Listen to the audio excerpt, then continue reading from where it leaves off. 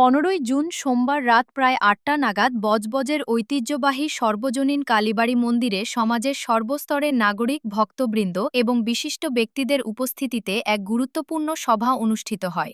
শঙ্কর দাসের উদ্দেশ্যে আয়োজিত এই সভায় সর্বসম্মতিক্রমে ১১ সদস্যের একটি অস্থায়ী কমিটি গঠন করা হয়, যার মধ্যে রয়েছে ২ জন মহিলা সদস্য। সভায় সিদ্ধান্ত নেওয়া হয় যে আগামী ৩ মাসের মধ্যে কালীবাড়ির নিজস্ব সংবিধান অনুযায়ী নতুন সদস্য অন্তর্ভুক্ত করে গণতান্ত্রিক পদ্ধতিতে ভোটের মাধ্যমে একটি স্থায়ী কমিটি গঠন করা হবে।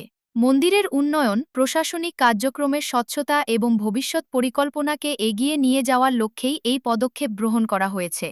আসন্ন রথযাত্রা, কালীপুজো এবং অন্যান্য ধর্মীয় অনুষ্ঠান সুষ্ঠু এবং শান্তিপূর্ণভাবে সম্পন্ন করার উদ্দেশ্যেই এই অস্থায়ী কমিটি গঠন করা হয়েছে বলে সভায় জানানো হয়। বজবজের বিভিন্ন ওয়ার্ডের শুভবুদ্ধি সম্পন্ন মানুষ, ভক্তবৃন্দ এবং সমাজের সর্বস্তরের প্রতিনিধিদের উপস্থিতিতে সর্বসম্মতিক্রমে এই সিদ্ধান্ত গৃহীত হয়। আমরা একবারে রাস্তাঘাটে আড্ডা মেরেছিলাম, জানেন? আমরা বিজেপি জানেন, সবাই জানে এই লোকগুলো ঠিক নয়, না ঠিক নয় এই লোকগুলো। দাদা রাত্রি 12টা 1টার সময় 60-70 জন লোক পাঠিয়েছে হীরা তুলে নিয়ে যাবে বলে, জানেন? এগুলো সেই ক্লাব চালিয়েছে কারা? ডুপ্লিসিটি অ্যাকাউন্ট খুলে তার মধ্যে পিন্টু ঘোষ রয়েছে। একদম কথা রাখবেন না। আমিও 15 বছরের সদস্য, 10 বছরের সদস্য। আমি বলছি না আমার নাম রাখতে হবে, কিন্তু রাখবেন না এদের। আমরা 1 বছর বয়স্ক লোক, ব্যাংকের লোক, এর লোক নিয়ে রাস্তায় দাঁড়িয়ে 1 বছর আড্ডা মেরেছি।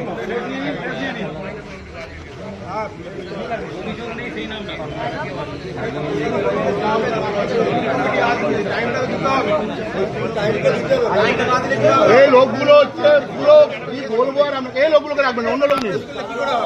হ্যাঁ অবশ্যই রাখুন। উনি অনেকবার কমপ্লেন করেছে, কালীবাড়িতে আমরাও আসতাম। না না না না, কোনো অবজেকশন নেই, খুব ভদ্রলোক উনি। ওনাকে কমিটির মধ্যে রাখেন, দীর্ঘদিনের কোনো প্রবলেম।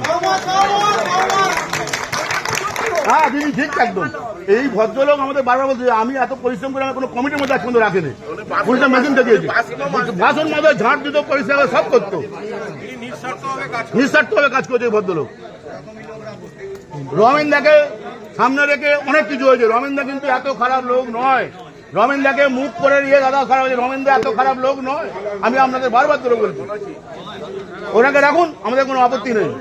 আচ্ছা, মলয় হালদার বলছেন নাম দিচ্ছেন,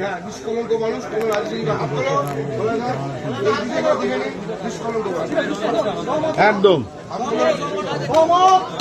জয়দেবকে রাখো, আমাদের প্রত্যেকে জয়দেবকে রাখো। কেন এই চিন্তাটাই ভুল কথা। আমি হিন্দু, আমি সনাতন, আমি মা কালীর সদস্য হতে পারবো না, মা কালীর ভক্ত হতে পারবো না? এটা কি ধরনের? আর একটা রিকোয়েস্ট করবো দাদা, যদি ভোট করে এখানে সদস্য স্থায়ী কমিটি করা হয়, আগে পুরাতন সদস্যদের ভোট নিয়ে কমিটি করা হোক, তারপর নতুন করে কমিটি করা হোক। এটা আমার রিকোয়েস্ট আমার তরফ থেকে। এখন যদি বলে নতুন সদস্য নেবো, প্রচুর এ হয়ে যাবে, বুঝতে পারছেন? হ্যাঁ অবশ্যই। হ্যাঁ হ্যাঁ, যদি ভোট করা হয় কোনো সময়, তাহলে পুরাতন সদস্যদের ভোটটা করানোর পর নতুন সদস্য নিই, এটা আমার রিকোয়েস্ট। হাত জোর করে আপনাদের বলছি, কারণ তা নাহলে অনেক গুগলিবাজি হয়ে যাবে। বাবা নতুন যদি বলেন এখন সদস্য নেবো না, অনেক লবিবাজি আরম্ভ হয়ে যাবে।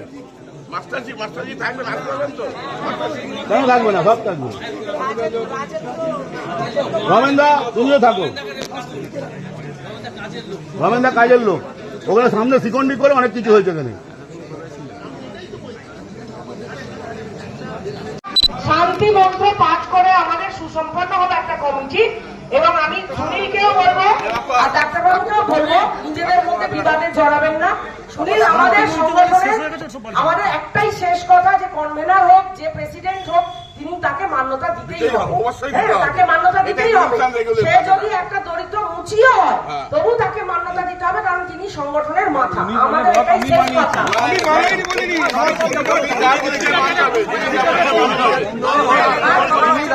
এখন আমাদের পরিবার হচ্ছে এই যে 10 জনের যে কমিটি হলো, এটাই আমাদের পরিবার। সবার সামনে ঘটলো।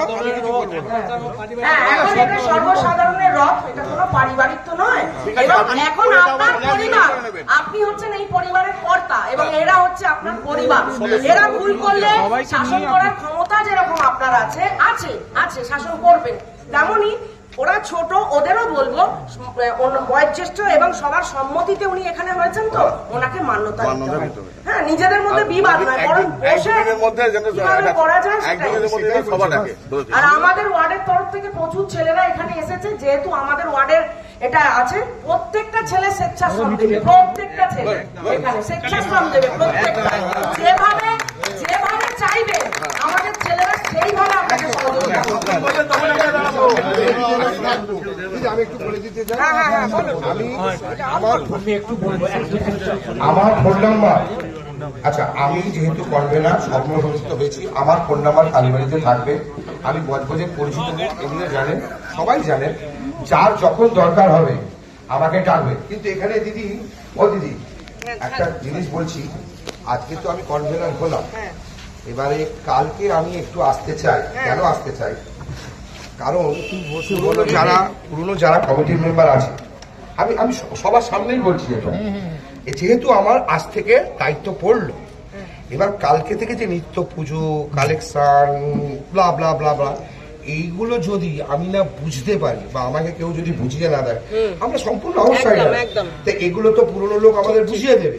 শুধু তাই নয়, আমি যা যা আমাকে বুঝিয়ে দেবে সেটা আমি সমস্তটাই ভিডিও এবং অডিও করে রাখবো, যাতে পরে কেউ আমাকে কোন রকম আঙুল তুলে তাকে আমি দেখাতে পারি।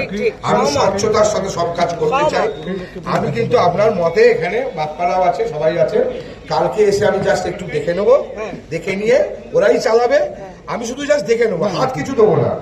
আমি সবাইকে জানিয়ে তারপর একদিন সকলকে ডেকে তারপর আমি হাত দেবো। আপনি এবং আপনার নবনির্বাচিত কমিটি একবার বসবেন আপনারা, ঠিক আছে? বসে পুরানো কমিটির থেকে সবকিছু বুঝে নেবেন, আর ওদের 1 সপ্তাহ টাইম দিন বা 3 দিন, যেটা আপনার মনে হবে। সেই না ব্যাংকের বই আছে, সমস্ত কিছু আছে, গয়না আছে, সেগুলো ওনাদের বুঝতে টাইম লাগবে, এবং ওনার পূর্ণাঙ্গ কমিটি সেখানে থাকবে উপস্থিত।